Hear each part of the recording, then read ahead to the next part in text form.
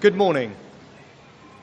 I have just been to Buckingham Palace and accepted His Majesty the King's invitation to form a government in his name. It is only right to explain why I am standing here as your new Prime Minister. Right now, our country is facing a profound economic crisis.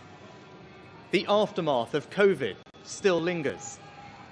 Putin's war in Ukraine has destabilized energy markets and supply chains the world over.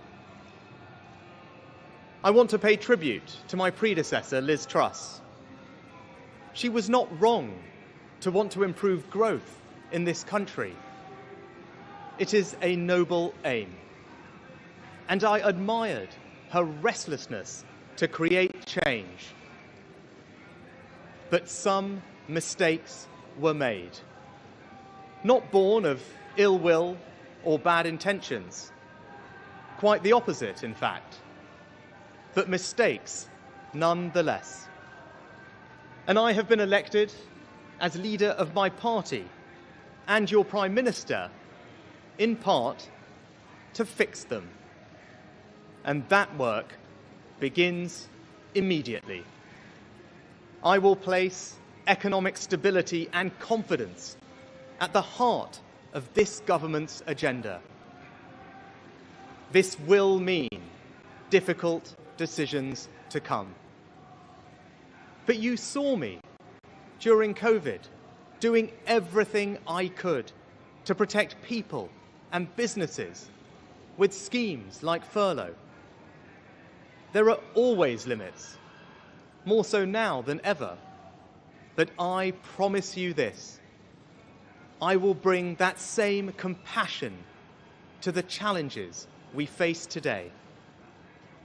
The government I lead will not leave the next generation, your children and grandchildren, with a debt to settle that we were too weak to pay ourselves. I will unite our country, not with words, but with action. I will work day in and day out to deliver for you. This government will have integrity, professionalism, and accountability at every level. Trust is earned, and I will earn yours. I will always be grateful to Boris Johnson for his incredible achievements as Prime Minister, and I treasure his warmth and generosity of spirit. And I know he would agree that the mandate my party earned in 2019 is not the sole property of any one individual. It is a mandate that belongs to and unites all of us. And the heart of that mandate is our manifesto.